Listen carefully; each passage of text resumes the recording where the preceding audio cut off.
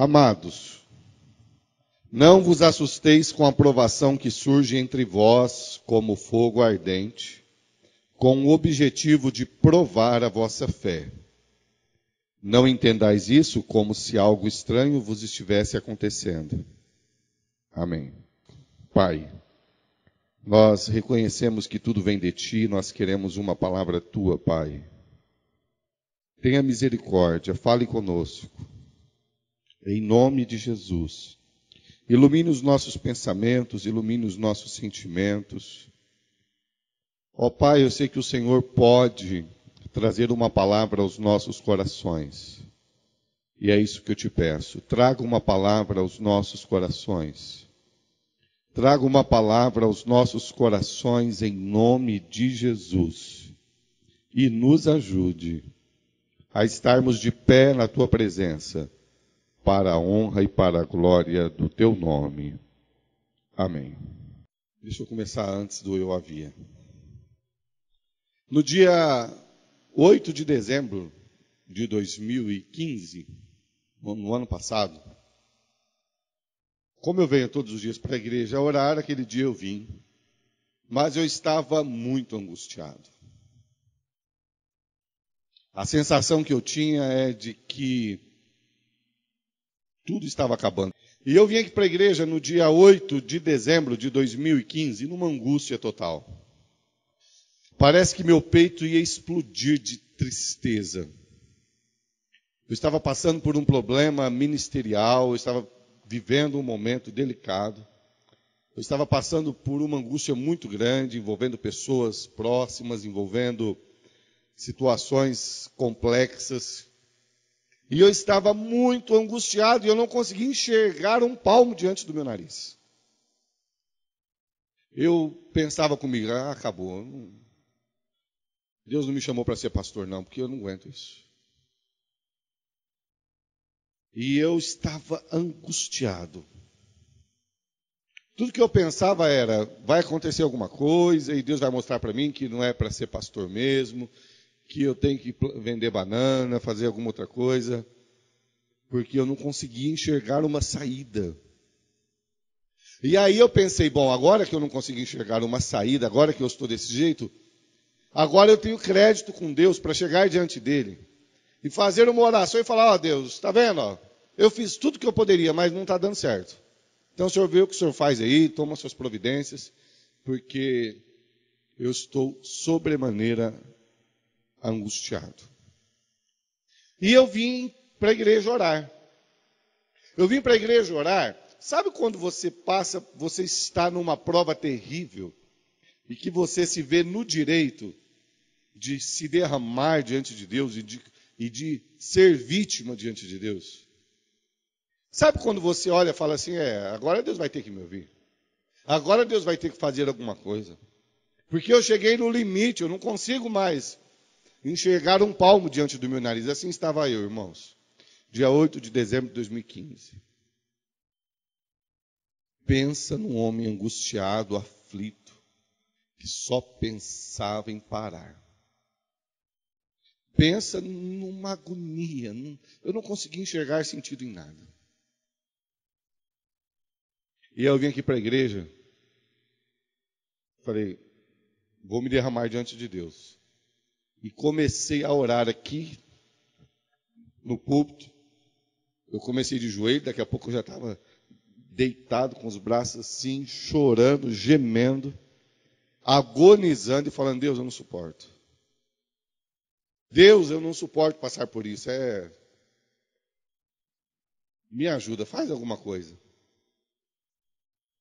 E na hora, enquanto eu estava aqui nessa oração, sentindo essa angústia tão grande, Deus ministrou ao meu coração a mensagem que eu quero pregar hoje, embora eu já tenha falado sobre ela em outros momentos. Eu estava aqui angustiado, fazendo essa oração. Para mim o mundo tinha acabado. Você já passou por isso, não já? Sabe aquele momento que você fala assim, não tem razão. E eu estava totalmente convicto que Deus ia me dar razão. Eu estava totalmente convicto que Deus ia passar a mão na minha cabeça. Ia falar assim, Coitadinho de você, né? Verdade. Está sendo traído. Estão te caluniando.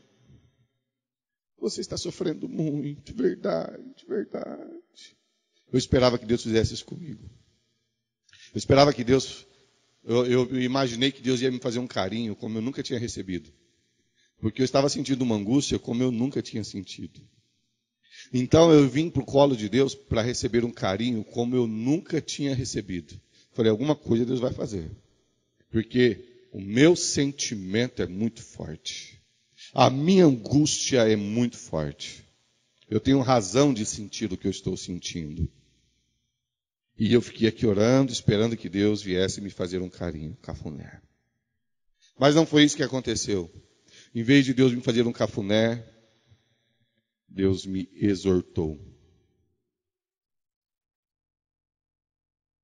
Me veio ao coração, na hora que eu estava aqui orando e me derramando diante de Deus, ó céus, ó terra, ó vida.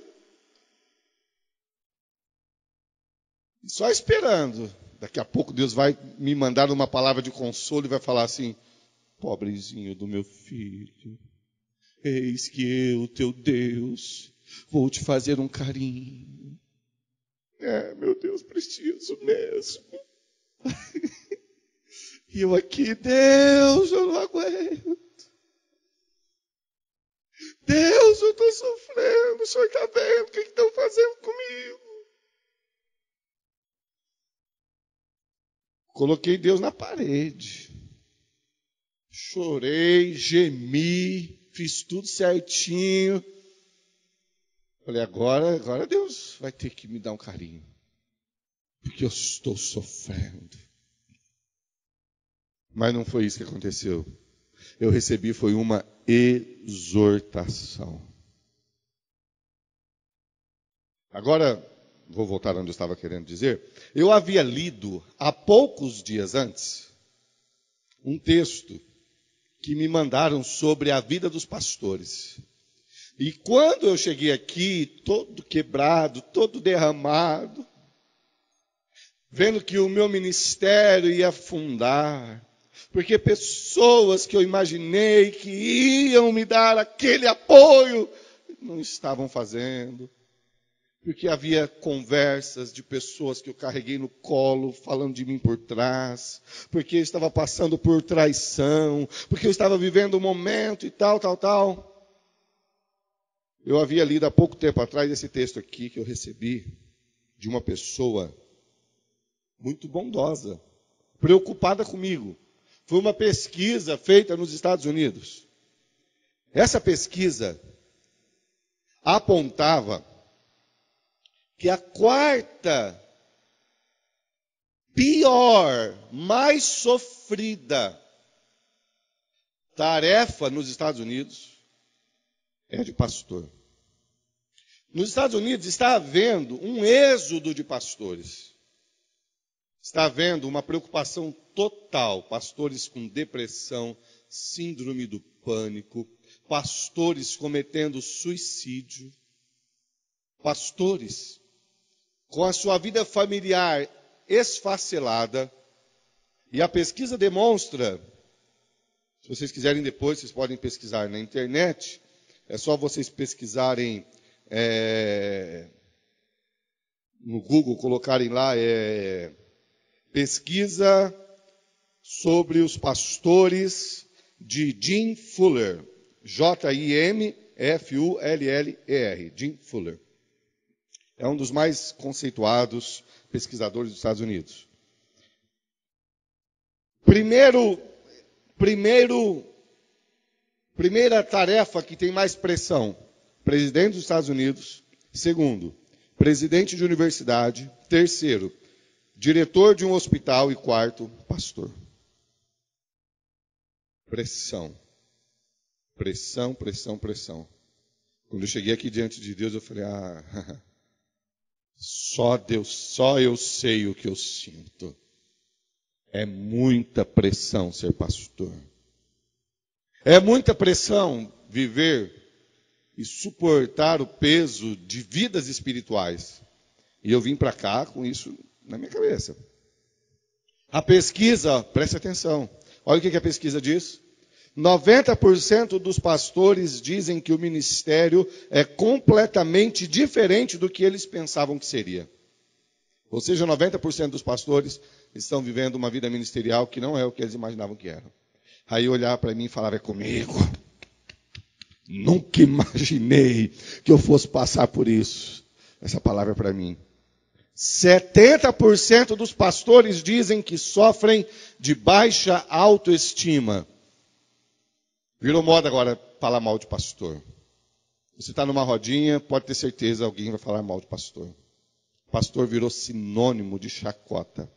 Todo mundo hoje quer falar mal de pastor. Então você fica quieto ali.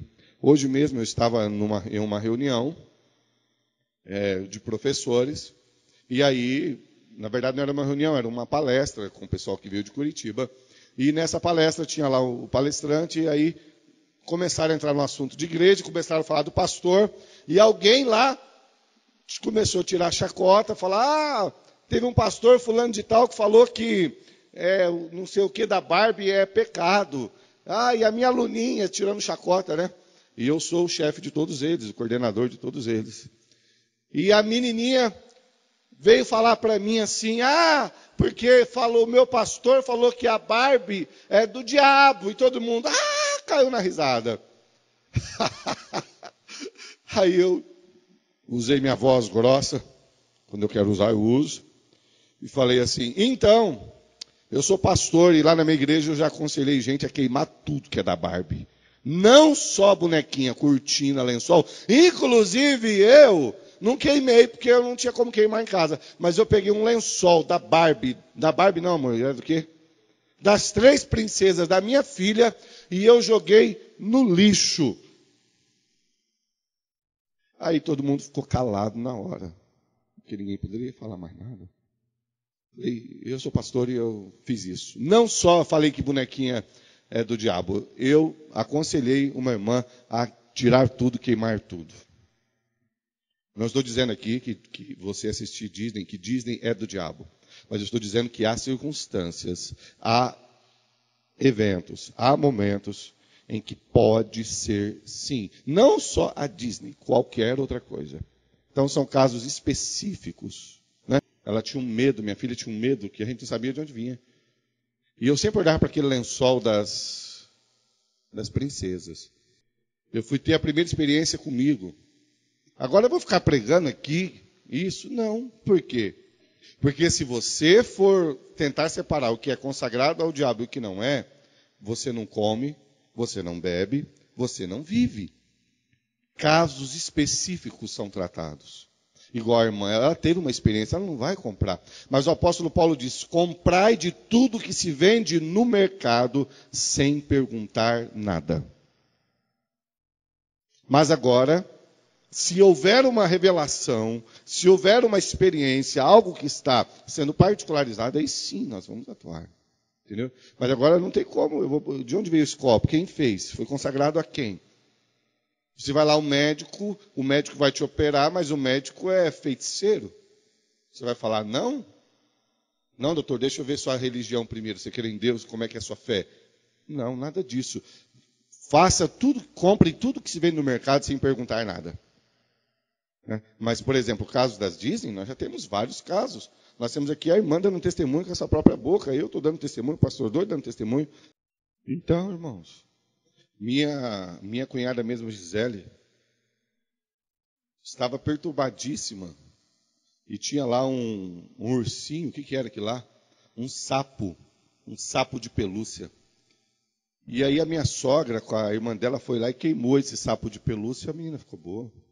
Foi algo muito estranho. Então, irmão, nós somos crentes místicos? Não, irmãos, isso aqui não... Não, nada disso, irmãos. Compra de tudo que se vende no mercado, viva a tua vida sem ficar pensando em nada disso. E o que não for de Deus, Deus vai te mostrar. Senão você não vive nunca. Você vai no restaurante, você vai perguntar para a cozinheira se antes de fazer o frango, se ela degolou, se ela jogou o sangue no chão, ou se ela pegou um pouquinho do sangue e ofereceu lá no chão para alguma entidade. Não. Dê ação de graças e come tudo, sem perguntar nada. Mas alguma coisa específica que for errado, Deus vai te mostrar. Eu já teve vezes de eu ir na casa de pessoas e a pessoa servir o alimento e Deus, o Espírito Santo, falar para mim, não come. E olha que para eu não comer, irmãos. É o Espírito Santo de Deus mesmo, não é qualquer coisa não. E eu ali na hora, falar, pessoal, não estou me sentindo bem para comer, você me perdoa, não vou comer. E não comer. Por quê? Porque o Espírito Santo de Deus me constrangiu a não comer. Então, tá vendo? São sinais. Eu não acredito que você deve falar, não, tudo que é da Disney é do diabo.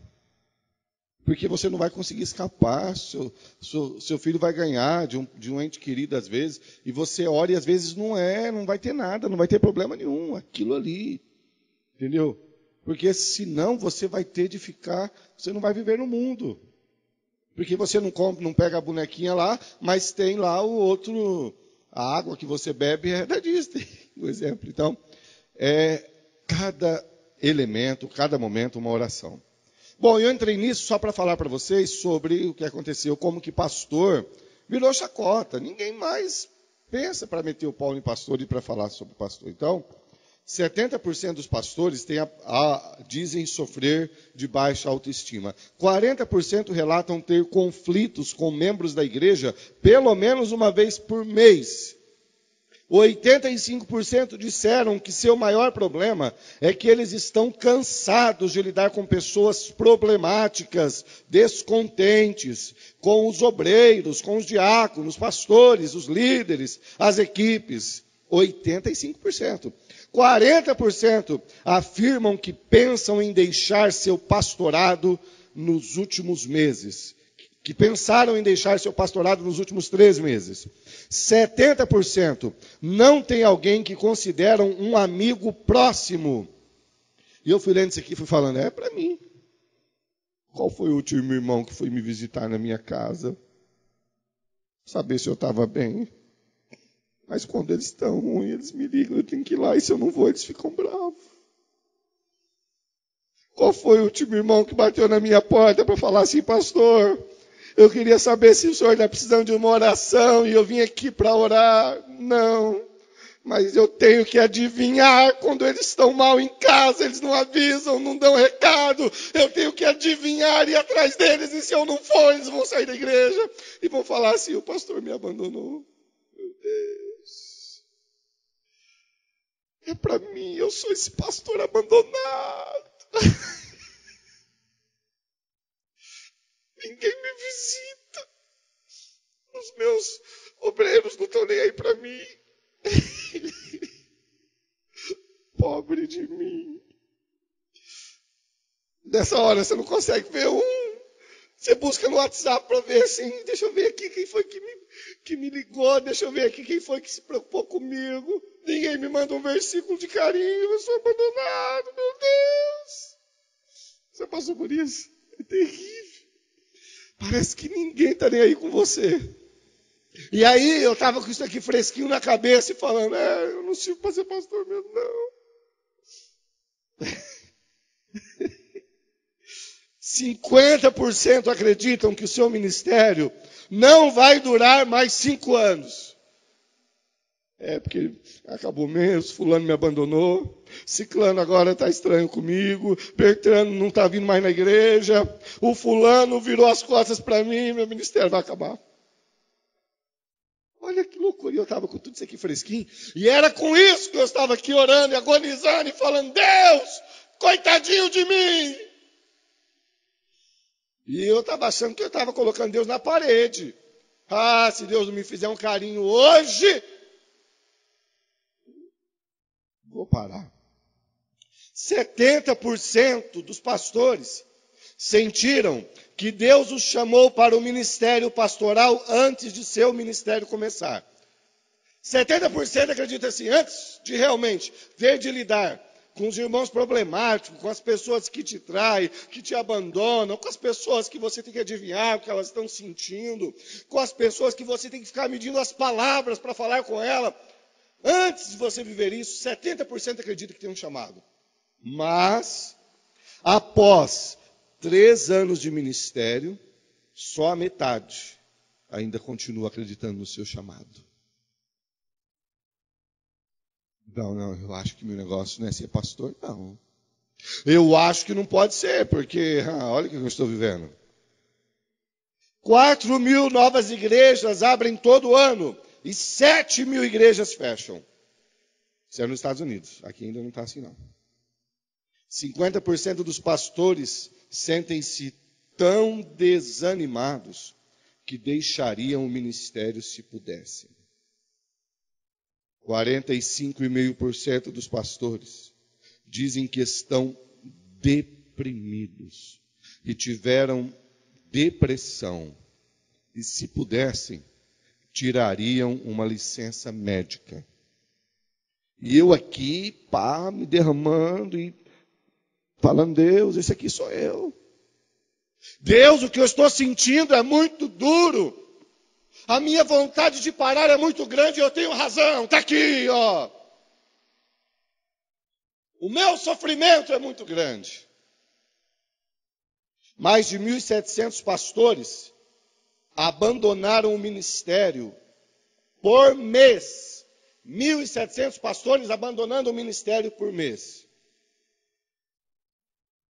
Mais de 3.500 pessoas por dia deixaram a igreja no ano passado nos Estados Unidos.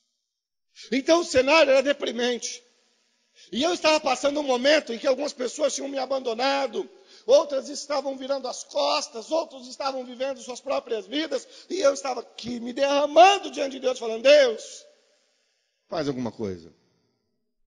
E eu esperava um carinho de Deus, porque o meu sentimento era muito real, o meu desânimo era muito real. Eu imaginava que eu não teria condições de continuar mesmo. Foi aí que me veio na cabeça e Deus ministrou ao meu coração sobre Jonas. Durante 3 vezes Jonas tentou se matar de desânimo. Na primeira vez ele pediu que fosse jogado ao mar. Na segunda vez, quando o povo se arrependeu e Deus perdoou o povo, ele falou assim, eu quero morrer. Aí Deus fez nascer a boboreira e ele falou assim, então vou ficar aqui de boa. Aí quando a boboreira morreu, a 3ª vez, Jonas falou, Deus, eu quero morrer. Jonas estava com uma angústia tão grande, Jonas estava sentindo uma opressão tão grande, que para Jonas a saída era a morte. E aí o que aconteceu? Nesse momento Deus ministrou ao meu coração. Jonas não tinha razão para sentir o que estava sentindo. E foi aí que Deus ministrou ao meu coração, enquanto eu estava aqui, sentindo a maior dor do mundo, sentindo uma vontade imensa de parar, me vendo como um desses pastores aqui que sofre isso. Foi nesse momento que Deus ministrou ao meu coração e me mostrou que eu não tinha razão para sentir o que eu estava sentindo. O meu sentimento não era razoável. Porque Deus chega para Jonas e diz, Jonas, é razoável esse teu sentimento? Aqui na minha versão tá, você tem razão para se sentir, para se enfurecer dessa maneira. Você tem razão para sentir o que você está sentindo. O teu sentimento é razoável, ele é compatível com o que está acontecendo. E foi aí que me veio de Deus uma revelação para o meu coração, que desde então tem sido uma bênção para a minha vida. O que eu sinto é razoável? O meu sentimento, embora seja um sentimento que eu não posso ignorar, ele tem conexão com a realidade, ele é razoável. O que é um sentimento razoável? Alguém poderia decifrar o que seria um sentimento razoável? Um sentimento que pode se levar em conta. Mas nós vivemos uma sociedade, irmãos, A sociedade do sentimentalismo. Só pelo fato de sentir, o sentimento já tem que ser autenticado. E ai de você se duvidar dos sentimentos de alguém. Pastor, eu quero morrer, a minha vida não presta. Aí você olha para a pessoa e fala, para com isso, eu não tenho razão para sentir assim, não. Você está mexendo em um vespeiro. O pastor não reconhece meus sentimentos, o pastor não sabe o que eu estou sentindo. Então, nesse texto, nesse dia que eu estava aqui, enquanto eu me derramava diante de Deus, o que Deus fez comigo, Ele me levou aqui para Jonas e Ele disse, Marcos, porque na verdade o que eu queria era morrer. Na verdade eu não verbalizei isso, mas lá no fundo eu perdi a razão, eu não consegui encontrar uma luz diante do meu nariz. Entrei num processo em que eu não conseguia enxergar a saída, parece que meu ministério ia afundar, parece que eu ia entrar num colapso, parece que tudo ia acabar, vocês não têm noção. São momentos em que você perde a razão e o teu sentimento te envolve de tal maneira que você não enxerga o que está acontecendo. Jonas havia ganhado 120 mil almas com uma pregação e estava querendo a morte. Então eu percebi que eu estava sendo vítima da nossa sociedade do sentimentalismo. E o que é isso? É a sociedade que vive com as emoções no mais alto nível. E muito além de viver com as emoções no mais alto nível, se orgulha e se sente bem quando demonstra emoções. Poxa vida, pobre daquele menino que foi espancado pela mãe. Ah, eu sinto tanto por isso. Ah, eu devo ser uma pessoa muito boa, né? Porque alguém que sente tanta pena daquele menino, ah, eu devo ser muito bom. Aí vira para o lado e vai comer o rodízio. Oh, pobrezinhos dos moradores das regiões tomadas pelo ISIS. Meu Deus, como aquele povo deve sofrer. A emoção vai lá no nível 10. Poxa vida, eu devo ser alguém muito legal, porque para me emocionar desse jeito por essas pessoas, as pessoas começam a sentir orgulho de se emocionarem pelas outras pessoas. Então, olha só o que acontece. O sentimentalismo é quando a tua emoção, quando o que você sente, se torna muito e muito maior do que a razão que você tem para sentir. O que é o sentimentalismo? É o que eu estava vivendo aqui.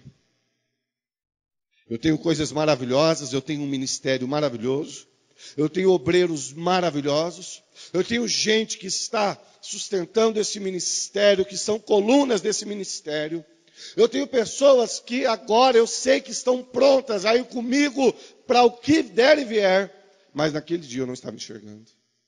Naquele dia, por causa de uma meia dúzia, eu me fechei no meu sentimentalismo, e o meu sentimento era tão grande que eu não conseguia enxergar nada. E eu esperava que Deus fosse chegar e me fazer um carinho, e pelo contrário, Deus me cutuca e fala, você tem razão, o teu sentimento ele é compatível com a realidade. E foi aí que eu fui perceber que nós estamos vivendo uma geração que vive sentimentos que não são razoáveis. E o maior problema é que se você falar para essas pessoas que elas não têm razão de sentir o que elas sentem, você está se tornando inimigo número 1. Duvide de tudo delas. Duvide que elas são boas, duvide que elas podem pagar, duvide que elas são honestas, mas não duvide dos sentimentos. Eu estava aqui, jogado aqui diante de Deus, com toda a razão, esperando que Deus ia falar para mim. Você tem razão. E Deus não fez nada disso. O que Deus fez? Deus me cutucou e falou, você tem razão de sentir assim? Para um pouco, espera aí. O que você está sentindo é razoável? É sim. O senhor não sabe o que eu estou passando. O irmão lá, não me mandou uma mensagem de carinho. Eu quero morrer. É razoável o que você está sentindo? É sim, pastor. Eu não consegui levar minha família para comer churrasco no final de semana. A minha vida não presta. É razoável o que você está sentindo? A mídia, todo dia, eleva nossos sentimentos para o nível 10. Nós vivemos sempre com o sentimento lá em cima, com a emotividade lá em nível 10. E quando você está com a emotividade lá em nível 10, uma formiguinha que te pica, você já quer morrer, o mundo acabou. Por quê? Porque aquela formiguinha te encontrou numa emotividade nível 10. Ah, Deus não me ama. Eu vou abandonar a igreja. Eu não quero mais saber de ser crente. Eu não vou mais servir a Deus. Eu não quero mais saber de pastor, de igreja, de nada. Por quê? A pastora passou na minha frente ali. A pastora não me cumprimentou. Pastora má. Com aquela carinha dela. Passou na minha frente, nem olhou para mim. Eu vou sair da igreja. Eu vou me matar. E olha que a pastora é um amor de pessoa, cumprimenta todo mundo.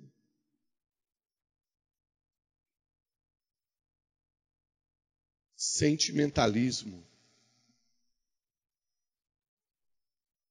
Como? Vitimismo. Poxa, Alba, que contribuição fantástica. Culto da vítima. Imagina a situação, eu sou pastor e eu vivo com isso todo dia. Eu vou visitar a irmã Chiquinha. Pastor, vai visitar a irmã Chiquinha. Pastor, a irmã Chiquinha está passando uma prova terrível. Ô, irmão, eu vou lá. O que foi com a irmã Chiquinha? Você não sabe, pastor. Ela estava lá na porta da casa dela, pastor. Toda feliz, num churrasco com a família dia de domingo, comendo picanha, tomando Coca-Cola, pastor. Ah, pastor, você não sabe o que aconteceu com a irmã Chiquinha. O que foi? Meu coração já acelera, irmãos. Eu vivo assim. Ai, meu Deus. Morreu o filho da irmã Chiquinha. Eu vivo assim, irmãos. Eu vivo assim, né? Ai, meu Deus. O que aconteceu? Mataram a irmã Chiquinha. Meu coração. Eu vivo no nível, porque o povo me deixa louco. Tem hora. Pastor, vai lá visitar a irmã Chiquinha. Ela está de cama. Ela não quis almoçar hoje. Não. Levaram Coca-Cola para ela. Ela quis tomar só água. O quê? Não tomou Coca-Cola? É a irmã Chiquinha. Pastor, vai lá. E eu fico, meu Deus, eu preciso sair mais cedo do serviço. Eu preciso ir lá na hora do almoço. Mas o que aconteceu com a irmã Chiquinha? Você não sabe, pastor? Ela estava tomando tereré na porta da casa dela de tarde. Aí veio um caminhão e atropelou o cachorrinho dela, pastor. Ai, meu Deus. Eu fico louco. E a irmã Chiquinha está de cama. Diz que não vai na igreja. Cadê o Deus dela? Diz que não quer mais saber, não vai mais dar dízimo nem oferta, porque onde é que já se viu um cachorrinho daquele tão lindinho? A irmã Chiquinha falou, pastor, que não quer saber mais de pregação, nem de pastor, nem de nada, porque a vida acabou para ela, pastor. Ela fica com a foto do cachorrinho olhando e chorando. Pastor, vai lá e ora por ela. Aí o coração fica na boca. Meu Deus, a irmã Chiquinha, o que eu vou fazer com a irmã Chiquinha? Eu fico desesperado, o que eu vou fazer com essa irmã Chiquinha? Que palavra eu vou dar para ela? Se eu chegar e falar assim, minha irmã, era só um cachorrinho. Ela vai abrir a boca e falar, porque o senhor não sabe o quanto esse cachorrinho repetiu na minha vida. Se eu falar assim, irmã, vamos fazer uma vaquinha, a igreja compra um cachorrinho novo para a senhora. Ela vai falar assim, não, porque eu quero aquele cachorrinho. Irmã, então vamos fazer uma campanha para Jesus ressuscitar. Ah, pastor, está zombando da minha cara, eu não sei o que eu falo, porque tudo que eu falar vai complicar para mim. é loucura demais, gente. Vocês precisam se colocar no meu lugar um dia. Aí você fica naquela, como é que eu vou chegar na irmã Chiquinha? O que eu vou falar para ela? Você já chega assim. Aí quando você chega lá, a irmã Chiquinha está lá.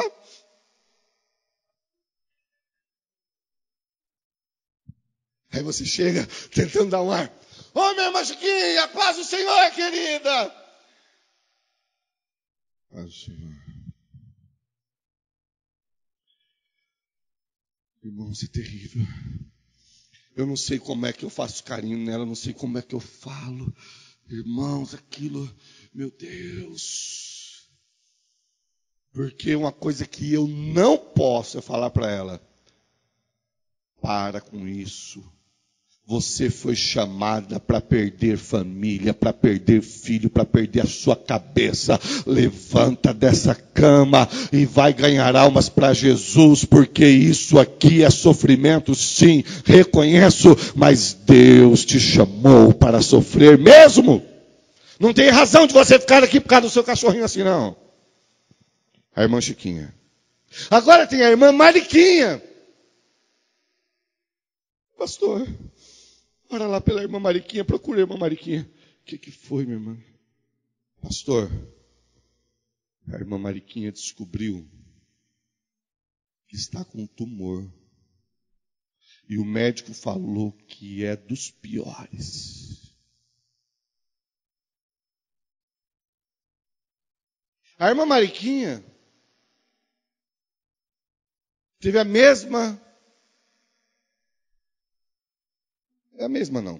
A irmã Mariquinha está vivendo no mesmo nível da irmã Chiquinha. A irmã Mariquinha também entrou em pânico. A irmã Mariquinha também está sofrendo muito. Mas agora eu pergunto para vocês. A irmã Mariquinha tem razão de estar sofrendo, de estar em pânico porque ela tem um tumor dos piores ou não tem? Tem. É uma causa real. Vocês estão vendo as duas? As duas estão sentindo a mesma coisa. Mas a razão é a mesma? Não. Você acha que Deus vai consolar a irmã Chiquinha com base no sentimentalismo dela? E se Deus chegar na irmã Chiquinha e falar assim, irmã Chiquinha, levanta dessa cama, vai orar, para com isso. Para de graça, engole o choro. Você não tem razão para sentir o que você sente. Será que ela vai aceitar isso? Escutem-me. A Alba me ajudou hoje aqui demais. Fala de novo aí o conceito que você acabou de dizer, Alba. Vitimismo. Nós estamos nos vitimizando diante de Deus. Naquele dia 8 de dezembro, eu nunca esqueço, de 2015. Eu vesti a minha capa de vítima. Eu sou um pastor abandonado. Eu sou um pastor rejeitado. Estão falando mentira de mim. Estão me perseguindo. E eu vim aqui, deitei nesse púlpito aqui, comecei. Deus, o Senhor está vendo tudo que estão fazendo comigo. E Deus olhando lá do céu e falando assim, ih, rapaz, para com isso. Para com isso, você não tem razão para sentir isso que você está sentindo, não. Eu não te dou razão, você não tem razão para sentir isso. Sentimentalismo. Sentimentalismo é quando o sentimento se desconecta da realidade. A irmã Chiquinha tem mais 3, 4... Porque quando chora assim por um, é porque tem um cachorro, é um vício. Vai indo. Daqui a pouco você tem 1 milhão de cachorros dentro de casa. Ela tem lá mais um monte de cachorro, tá certo. Perder um cachorro é horrível. Perder um cachorro é uma tragédia. Tem que chorar. Pode fazer o luto. Irmão, mas é um dia, 2, depois a vida toca. Levanta a cabeça. Nós não temos o direito de ficar prostrados, ficar lá uma semana lamentando um cachorro, enquanto tem uma mãe lamentando o seu filho com câncer e às vezes está mais firme do que a gente. Você acha que é justo? Você acha que Deus vai te olhar com olhos de complacência? Você tem saúde, você consegue andar, você não tem um filho com câncer. Você acha que é razoável? Você acha que você tem razão de ter vontade de morrer, de ter vontade de abandonar a igreja, de ficar olhando, ó céus, ó terra, ó vida, porque você perdeu seu cachorrinho, enquanto tem uma mãe agora, lá ao lado do filho com câncer, levantando a mão para o céu e dizendo: Deus, o meu filho pertence ao Senhor. Se o senhor quiser deixar o senhor, deixa. Se quiser levar o senhor, leva. Vitimismo. Para pastorear hoje está muito difícil. Porque eu lido com mães com câncer. Eu lido com gente com câncer. Eu lido com gente enfrentando problemas dificílimos. E lido com gente que faz o maior escarcéu por coisas que não tem razão. Sabe por quê? Porque o mundo pós-moderno está nos dizendo que o que vale são os nossos sentimentos. Porque nós estamos virando escravos dos nossos sentimentos. Bom, se eu sinto vontade de morrer, bom, então eu devo estar sofrendo muito mesmo. Então eu devo ser um coitado mesmo. Não questiona, mas espera aí. Será que esse meu sentimento é razoável? Eu sei, gente, que tem sentimento que a gente não consegue nem explicar. Eu sei que a gente às vezes tem vontade de morrer do nada. Está tudo bem, está tudo ótimo. Nós estamos com comida, com bebida, com família, tudo. E às vezes dá aquele desespero, dá aquele pânico. A gente fala: mas qual que é a razão da minha vida? Eu sei que isso acontece. Mas uma coisa é nós aceitarmos que isso acontece, sabermos que realmente estamos vivendo assim. Outra coisa é fazermos papel de vítima. Quando isso acontecer, temos que ir para o joelho e falar: Deus, eu não estou encontrando sentido na vida, eu estou com vontade de morrer, eu não estou achando razão para viver. Deus, alguma coisa está errada comigo e eu sei que o Senhor pode me libertar. Abra os meus olhos, abra o meu entendimento, tire esse sentimento de mim, porque esse sentimento não é compatível com a realidade da minha vida. Eu quero que o Senhor tire e não fazer papel de vítima. Vocês estão entendendo a diferença? Pode ser um problema, pode ser uma doença, pode ser uma depressão, pode ser mesmo um problema hormonal, pode ser mesmo um problema fisiológico. Não deve ignorar isso, mas você deve avaliar se ele é compatível. Espera aí, não, esse sentimento não é, eu não sou vítima de nada. Está acontecendo alguma coisa com a minha vida, eu vou resolver. Eu vou falar com Deus a real. Eu vou usar palavras certas para resolver o problema. Vocês não acham que é estranho eu visitar uma irmã de cama, querendo morrer porque o seu cachorrinho foi atropelado? E na mesma esquina, visitar uma irmã que tem um filho com câncer em estado terminal, e as duas estarem vivendo o mesmo sentimento? Vocês acham que é a mesma coisa? O sentimento ele é desvinculado da realidade? Você acha que essa vontade sua de parar, de desistir, isso aí não pode ser um demônio, que você tem que repreender esse demônio na autoridade do nome de Jesus? Você não acha que esse teu desânimo, essa tua vontade de abandonar tudo, não é porque colocaram na sua cabeça que você é vítima? E você deve mudar a situação e falar: não, eu não vou me entregar a isso, eu vou vencer isso. Eu sou capaz pelo nome de Jesus, eu não sou isso, eu posso ir além disso. Você vai aceitando assim qualquer sentimento? A nossa era do sentimentalismo pune quem não demonstra sentimento de nível 10. Estão lá as 3 irmãs olhando. Meu Deus, você viu o acidente? Aí a outra irmãzinha do lado, não sei porque eu estou falando de irmã, né? Não sei. Irmão também.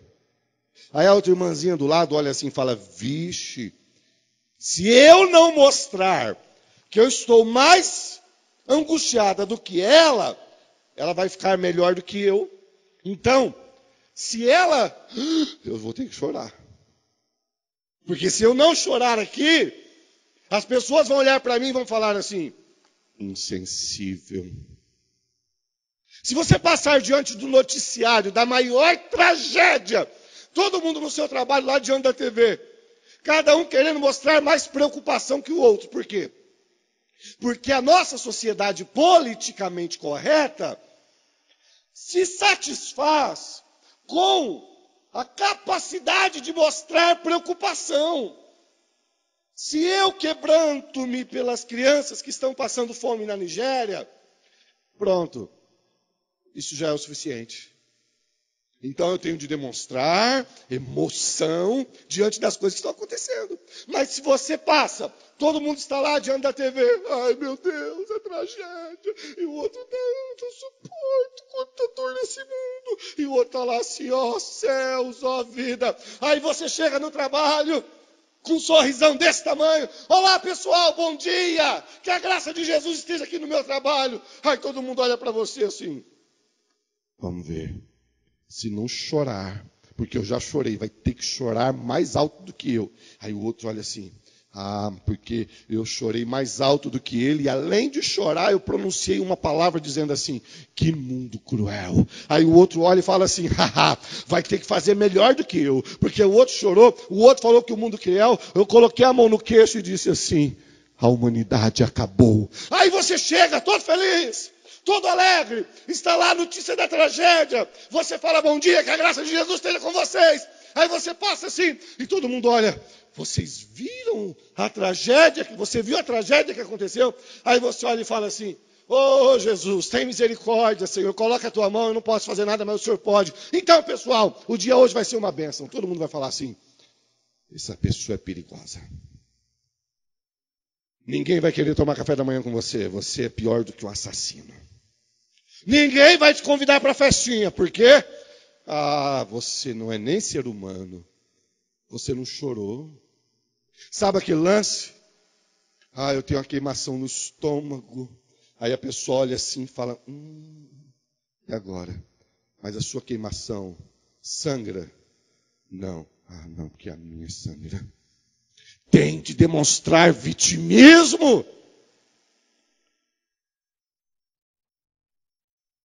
O sentimento, por si só, virou a razão de existir. É por isso que você, quando você chega num ambiente onde está todo mundo lá, você entra também. Por quê? Porque é praga, virou geral.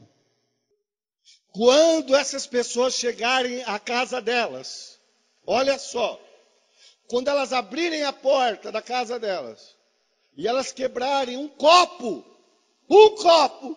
elas vão para a cama. Oh céus, oh vida, ninguém ama. Por que o meu copo quebrou? Chama o pastor para orar por mim. Por quê? Porque eu quero morrer. Porque o sentimentalismo tomou conta de tudo, sem conexão com a realidade. E o pior de tudo,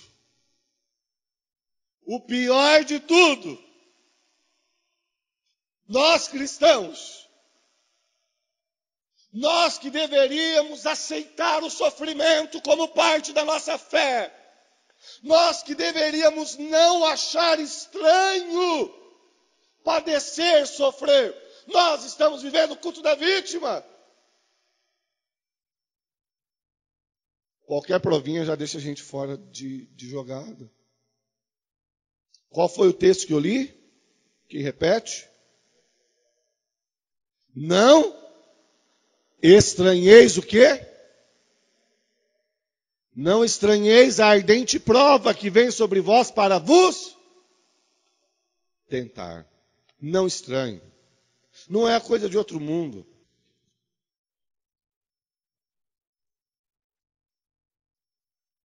Lucas 22, capítulo 45 e 46.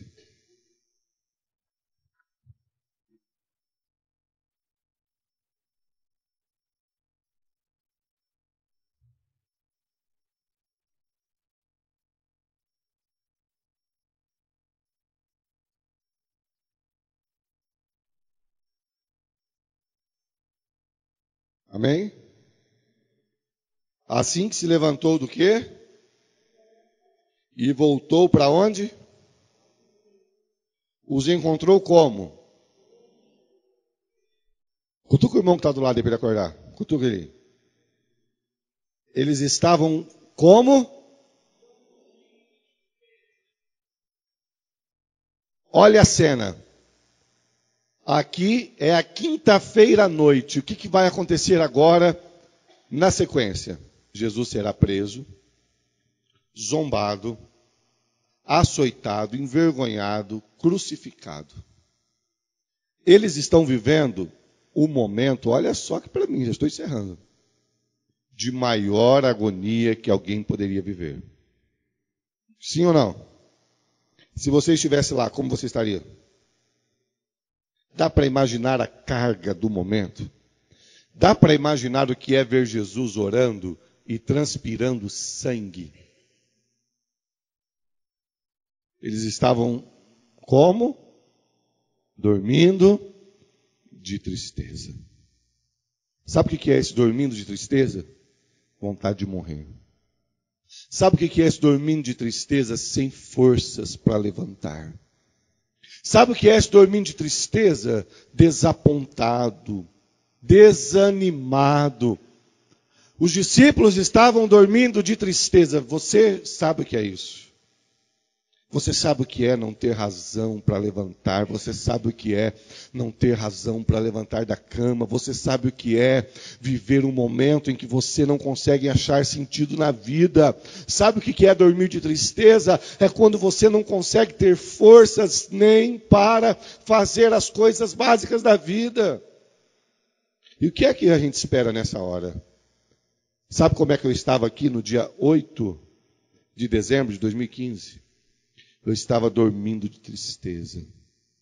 Eu não conseguia imaginar, eu não tinha perspectiva. Eu entrei num fundo de poço.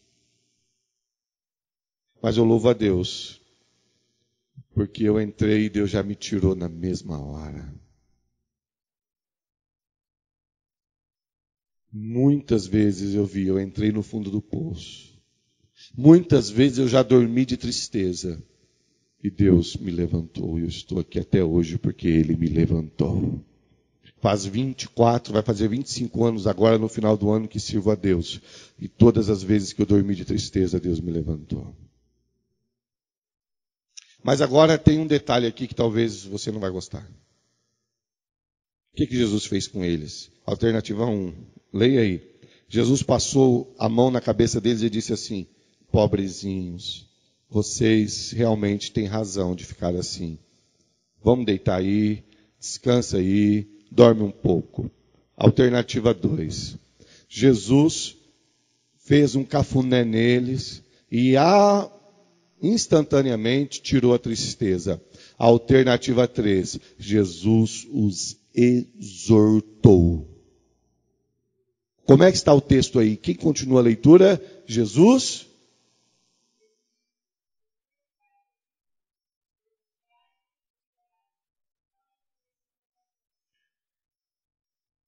Aqui na minha versão está, e exortou-lhes. O que é uma exortação? Quem está dormindo de tristeza quer exortação? Não. Quem está dormindo de tristeza quer o quê? Cafuné. Eu vou colocar diante de Deus tudo que eu estou passando. E Deus vai me dar um cafuné. Mas aqui o que Jesus faz? Jesus exorta. E o que é que Jesus fala? Qual é o verbo que Jesus usa? O primeiro verbo que Jesus usa. Quero ouvir vocês. Qual é o verbo que Jesus usa? Levantai-vos. No momento de maior dor, de maior frustração, de maior agonia, Jesus não passa a mão na cabeça. Jesus fala: levantem-se e orem. Eu e você, irmãos, podemos entrar nesse sentimentalismo tóxico, neste mundo de vitimismo. Achar que temos razões para desistir. Achar que temos razões para dormir. Achar que temos razões para parar. Mas Jesus nos exorta e diz: levanta e ora. Você acredita na Bíblia? Você acredita na Bíblia? Então guarde essa palavra. Você suporta isso. A palavra de Jesus hoje para você é: não se faça de vítima. Engole o choro. Levanta, porque Deus vai te usar ricamente. Quem lê para mim essa palavra aí, com voz de profeta, com bastante vida para a gente levar para casa? Me ajuda pela última vez, que eu estou com o irmão do lado assim, para vocês ficarem acordados. E fala para ele assim, ó: você vai suportar. O que é que o texto sagrado está dizendo? Que nós vamos suportar. Me escute. O que você está vivendo é para a glória de Deus. O que você está passando é para a glória de Deus. E eu vim aqui hoje para te dizer: levanta, levanta, porque você vai suportar. Deus dará o escape.